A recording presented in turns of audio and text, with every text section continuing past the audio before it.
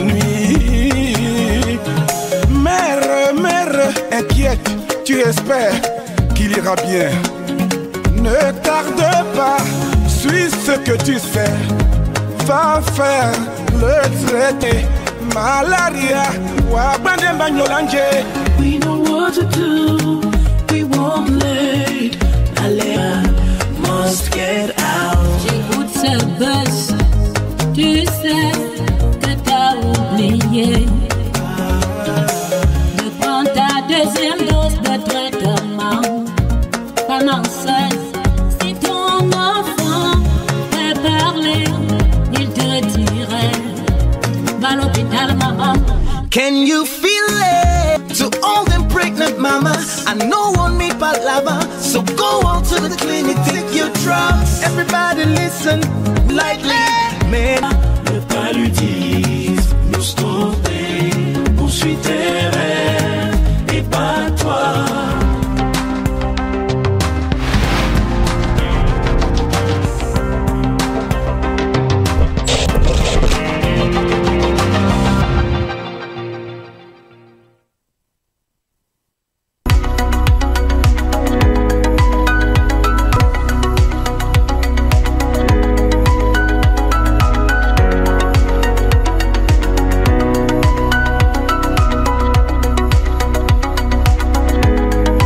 Merci Madame, Messieurs de nous recevoir encore sur votre petit écran. Dr Zouatom Mélanie est notre invité.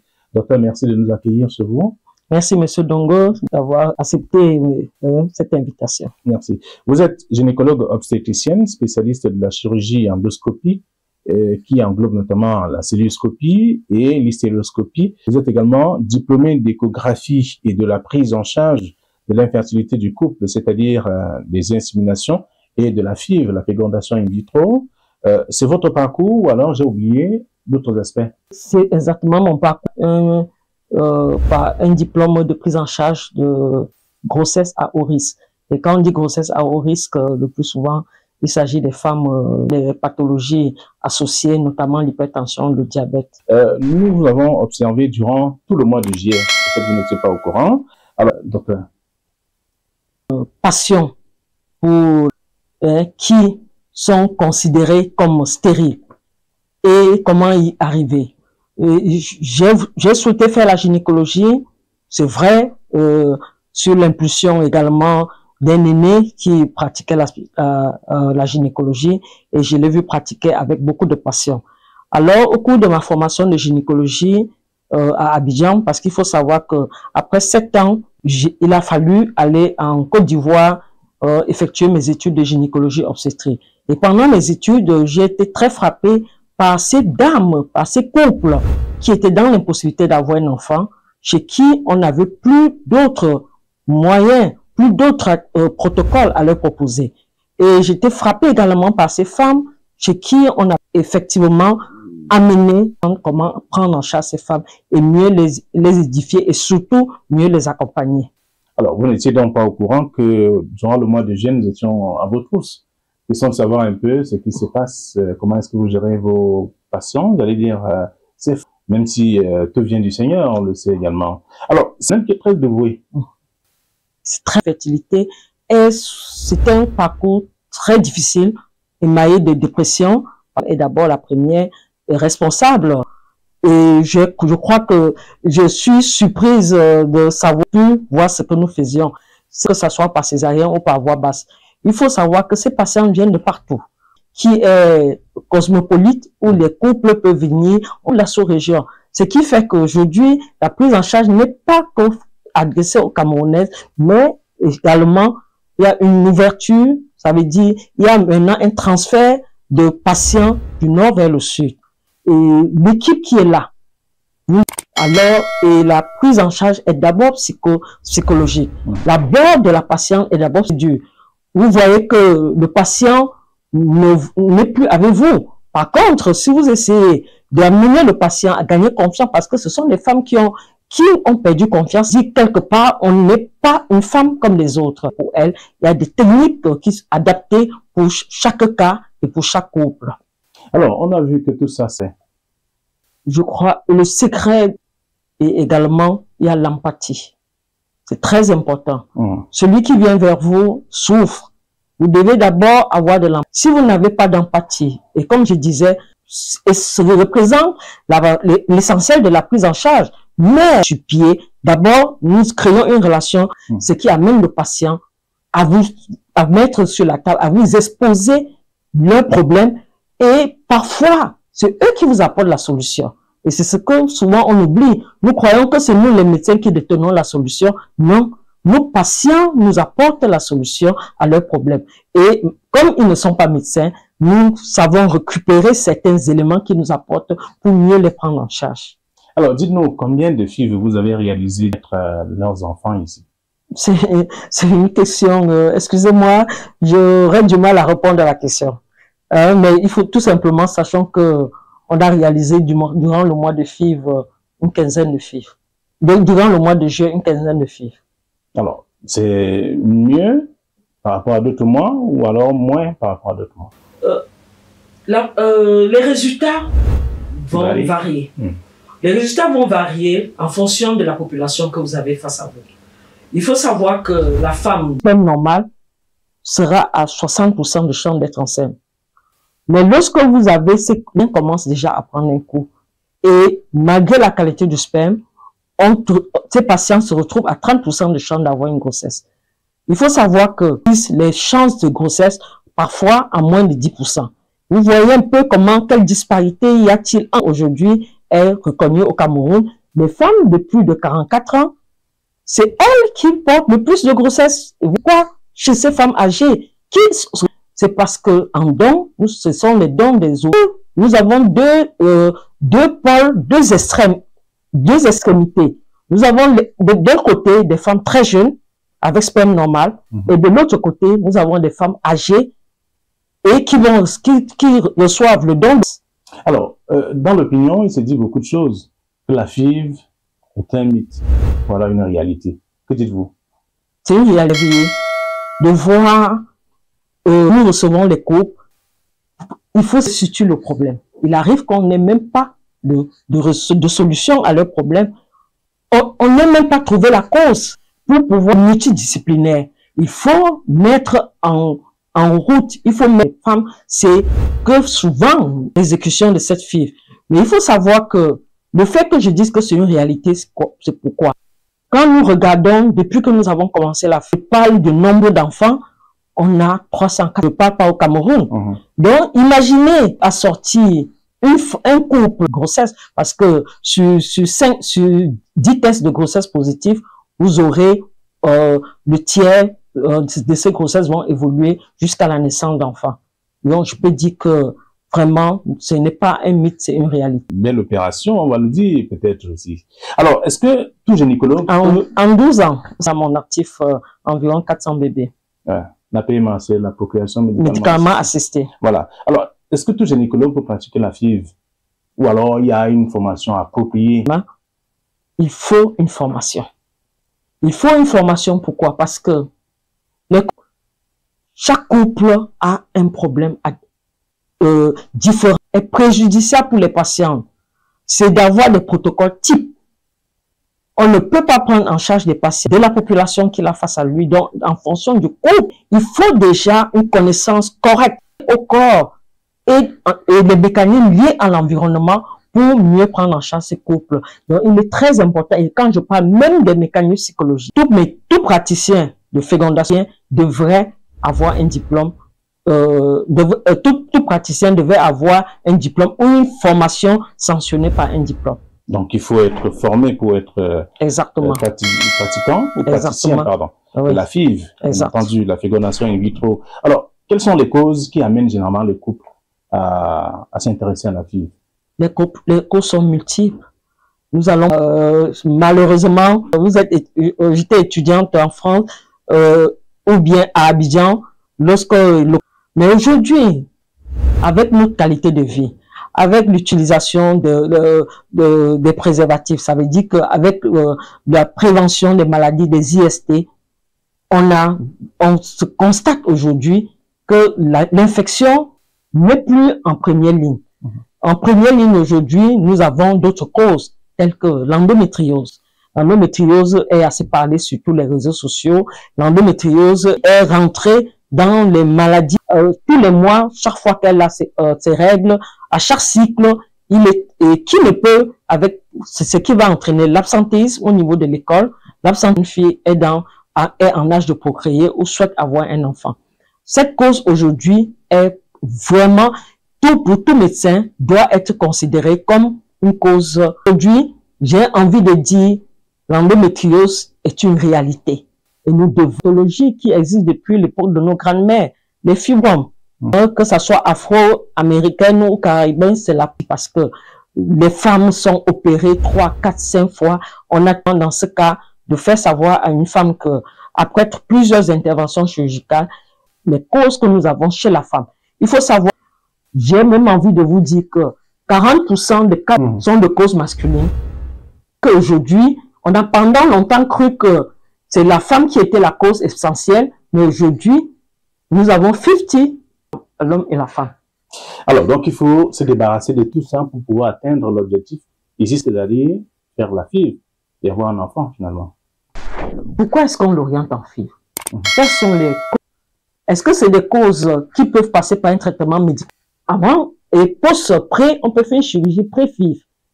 Mais il faut savoir que la prise en charge de qu'est-ce qui peut entraîner l'échec de la FIV? Parce que souvent nous trouvons les causes, nous croyons avoir résolu le problème qu'on peut soigner. Il faut rechercher également une mauvaise qualité de l'endomètre, un mauvais transfert d'embryon, où la femme a un col, il pourrait entraîner l'échec de la fécondation in vitro. Vous voyez qu'il faut travailler sur plusieurs pôles. Voilà, c'est un long processus, on va le dire. Exactement. Voilà, donc on observe également que des femmes adhèrent, j'allais dire les couples, adhèrent aux indications que vous leur donnez, vous en tant que spécialiste notamment. Alors, y a-t-il un temps de réflexion pour le couple? Et combien de temps il leur faut pour prendre la... Chez qui la femme a une obstruction de trompe complète, une obstruction bilatérale, ils savent que c'est la FIV. Même quel que soit l'âge de la femme, qui a 24 ans, 25, 26 ans, ils savent que l'indication de FIV est leur seule possibilité d'avoir un enfant. À 36 ans, la réserve ovarienne de la femme est déjà en train de s'effondrer, voire même déjà presque effondrée. À 36, 37 ans, une femme a 15%, 20 à 15% de chance d'avoir un enfant en FIV. Malheureusement, on a du mal, on peut avoir ses règles jusqu'à 50 ans, mais ça n'a rien à voir avec la fertilité. C'est très important. L'absence de règles veut dire ménopause, mais l'absence de fertilité, moi je dis toujours, quand je vois des couples, ou bien avec une pathologie telle que l'endométriose, allez-vous lui dire de boire des produits et il faut l'orienter très rapidement en fécondation in vitro. Pourquoi pas 4? Pourquoi attendre à la 3e, 4e tentative FIV? Et après, on est essoufflé vers la fécondation in vitro, ce qui donne de très très bons résultats. Alors, à vous entendre parler, docteur, on a l'impression qu'il faut, c'est-à-dire il faut écouter le couple, mettre le couple sous traitement et pouvoir faciliter le transfert et aboutir à la naissance d'un bébé. La première étape, c'est l'écoute. La première étape, c'est l'écoute. Et peux vous dire, un médecin devrait prendre. C'est pas les consultations de gynécologie classique. On vient parce qu'on a des règles abondantes et il faut mettre tous ces éléments sur la table. Donc, vous devez prendre en compte tout ce qui s'est passé dans la vie de l'homme, le parcours de l'homme, également le parcours de la femme. Et sortir de là, c'est dramatique parce qu'il faut savoir, c'est des couples frustrés, mais il faut les mettre face à l'impression au couple qu'on leur vend, mais les protocoles sont adaptés à chaque problème. Alors, docteur, dites-nous, quel est l'âge moyen? L'âge moyen des femmes suivies pour la FIV est de 35 ans. Mais il faut savoir qu'il y a des extrêmes. Les extrêmes, on a de 24 ans et on a de 55 ans. De 55 ans. Il faut savoir qu'on était assez mitigé de faire entrer obstétricale pouvait à risque aider et mettre énormément pour reculer encore le moment où ces femmes peuvent entrer pour reculer l'acceptation à 5 ans depuis quelque temps. Et je peux vous dire que nous avons une de 55 ans qui a fait des jumeaux il n'y a pas très longtemps. Et parce que derrière, il y a une prise en charge adaptée à son âge. D'accord. D'après nos recherches, des grands centres qui font aujourd'hui la FIV, basée de votre centre. 30% de résultats. De résultats. Je crois qu'on ne le pratiquons pas la FIV comme ça se fait comme environnement qu'en Europe. Par un circuit qui est tel que, ça veut dire, tant qu'on n'a pas tous les bilans sur la table, le patient lui-même n'est pas l'élément important. Ce qui est très important, c'est tous les examens. Dès qu'on a tous les examens, si on n'a pas les moyens pour faire les bilans moyens, ça veut dire que si vous voulez qu'avant de démarrer leur FIV, n'auront plus les moyens pour entrer en FIV. À ce moment, les médecins, et deuxièmement, il faut rencontrer plus souvent les patients. Entre la première consultation, entre le moment où le couple entre en FIV, a été vu au moins 10 fois. Ça c'est très important et au résultat qu'on obtient en Europe. Et j'ai même envie de dire que nous avons de très très bons résultats. Je le dis avec beaucoup de modestie, nous avons de très très bons résultats au Cameroun. Alors, qu'on peut dire qu'on a maîtrisé la situation en Afrique, au Cameroun. Aujourd'hui, formés, je crois que les jeunes aujourd'hui font du très bon travail et nous suivent les pas de leurs aînés. Alors, vous voyez bien que ça valait la peine de revenir sur la question avec toutes ces explications. Alors, nous avons également remarqué un grand nombre d'accouchements jumellaires. Vous l'avez déjà évoqué, et même chez les femmes âgées de plus de 45 ans. Les accouchements jumellaires, malheureusement, en fait, des continents aux États-Unis, c'est un embryon. Ils appellent, c'est la chance. Mais moi, j'estime que c'est chez ces femmes qui déjà, c'est une grosse plus, et parfois associée à d'autres pathologies, d'autres maladies comme l'hypertension. Il faut que la prise en charge soit multifactorielle. Le cardiologue, nous avons les urologues, nous avons l'endocrinologue. Tous ces éléments, c'est très important pour dire que demi sur 10 porteuses d'une grossesse gémellaire voient leur grossesse arriver à bout. Malgré les risques que l'on peut imaginer. Malgré les risques, il faut... chaque fois que nous avons une femme qui a un certain âge, qui a passé 40 ans, même si elle porte un bébé ou qui porte une grossesse gémellaire, les mécanismes de prévention doivent être mis. Il ne faut pas attendre qu'il y ait la maladie. Il ne faut pas attendre qu'on soit dans des complications. Il faut être dans la prévention. Il faut être dans la prévention également de risque de petit poids fœtal, parce qu'il faut savoir prévenir le risque d'avoir des enfants de petit poids fœtal. Il faut prévenir également, bien sûr, on appelle le retard de croissance. Prévenir également les souffrances fœtales, parce que il y a chez certaines mamans à 50 ans, on a option. Et je crois qu'on n'aborde pas une femme de 45, de 50 ans, enceinte, comme la femme de 30 ans qui porte un bébé. Parce que celle de 45, 50 ans doit être médicalisée. C'est des grossesses assez médicalisées. Il faut le dire. C'est pas une grossesse qu'on porte au quartier et qu'on attend le terme pour aller accoucher. Assez médicalisé. Journaux ou des émissions dans les télés et écouter également ce qu'ils font, c'est-à-dire publicité. C'est quoi? Pourquoi vous ne voulez pas vous faire connaître comme ils le font? Qui a dit un jour, qui m'a dit, la médecine en Afrique, au Cameroun, ce que nous demandons, c'est un Algérien. Ce que nous demandons aux jeunes dans des conditions pareilles, c'est de travailler. Juste travailler vers vous. Mais si vous faites concurrence aux aînés, plus tard, très rapidement, vous donne une mauvaise presse. Donc, il est très important de travailler. Et je crois que la déontologie médicale refuse même la publicité. Il faut le dire. Utiliser les médias pour édifier sur les maladies, sur les pathologies, mais pas pour dire je suis le meilleur en ça. Nous sommes juste là pour faire étayer certaines maladies, éduquer la population et amener, et je mets encore l'accent dessus parce que les femmes sont convaincues qu'elles ne peuvent recourir à la FIV. 40 ans, j'irai faire la fécondation vitro. D'amener des femmes à comprendre que la fécondation, les chances de succès en fécondation in vitro sont très, très élevées chez les femmes jeunes. Plus la femme est jeune, elles ont plus de chances d'avoir un enfant.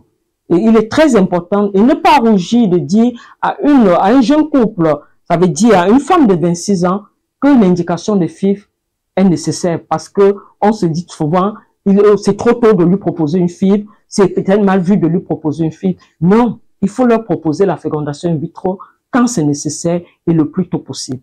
Donc, il faut être efficace sans faire de publicité. Sans faire de publicité. Voilà. Alors, quel est le regard, c'est un exercice que je vous offre, ou que je vous propose, pardon. Et quel est le regard que vous portez sur le passé et l'avenir de la FIV au Cameroun? Il y a un saut au Cameroun, ils ont eu leur bébé. Pendant 15 ans, c'était une équipe qui était assez, quelques personnes qui effectuaient la fécondation in vitro et nous avons des jeunes qui partent se former et qui se forment essentiellement dans le domaine. Ça veut dire pour moi de comprendre tous les méandres à ce qu'on appelle fécondation in vitro. Et la chirurgie endoscopie a été également un maillon fort dans la prise en charge, dans la PMA, la prise en charge de l'injection in vitro. L'introduction de la chirurgie en 2007, 2008, nous avons mis sur pied, dans une grande structure de la place, un bloc. Nous avons constitué une étude qui était en échec de fécondation in vitro. Longtemps, avec grand professeur Cassia, ils étaient déjà en avance sur la chirurgie endoscopie. Mais au Cameroun, à Douala, cette cohorte de patients qui étaient en échec FIV, après, se multipliait par 2. Et c'est très endoscopie dans la prise en charge de l'infertilité et même dans comme exploration pré-FIV. C'est très, très important. Et ce qui améliore les résultats. Il faut savoir, et ce qui est aussi important de dire aujourd'hui, c'est que on a de plus en plus de jeunes qui se forment. C'est une très bonne chose. Ce qui fait que aujourd'hui, la FIV n'est plus un mythe, qui est encore plus de jeunes. Parce que ce qui compte, c'est pas les centres. J'ai l'impression, les pays, on aime bien dire, je crois que s'y constitue le centre. Et ça, tant qu'on n'aura pas des médecins, lorsqu'il y a un centre, s'il y a des pôles d'excellence, un centre qui peut constituer un pôle d'excellence avec des médecins bien formés, nous aurons de très très bons résultats. Ce qui, malheureusement aujourd'hui, est que dans les années à venir, un dépistage des pathologies, ASAS sur les embryons, et je sais que ça va arriver. Les jeunes sont très motivés à aller se former. Alors, docteur Zouatom Mélanie, nous allons bientôt nous séparer. Je voudrais bien vous amener à vous souvenir du jour de votre naissance. C'est aujourd'hui. Pour vous souhaiter joyeux anniversaire. Comment vous vous sentez? Et je crois que quand je regarde derrière, j'ai quand même fait du chemin. Et j'ai encore, si Dieu le permet, des bonnes années devant moi pour exercer ce métier avec passion. Merci. Vous avez des jeunes à qui vous allez léguer vos connaissances, vous ne partirez pas avec tout ça. Et j'ai toujours dit, ma porte est ouverte. Et non, ma porte est ouverte pour de la chirurgie endoscopie. J'ai dit 2-3 mois et j'ai dit, je pratique. Non. Parce que, en fait, je pourrais prendre en cas d'échec. Est-ce qu'en cas de difficulté, il a toutes les aptitudes pour apporter une solution au couple? Non. Merci, docteur Mélanie Zouatom, d'avoir accepté cet entretien. On ne vous a pas embêté avec des questions. Merci beaucoup. Merci.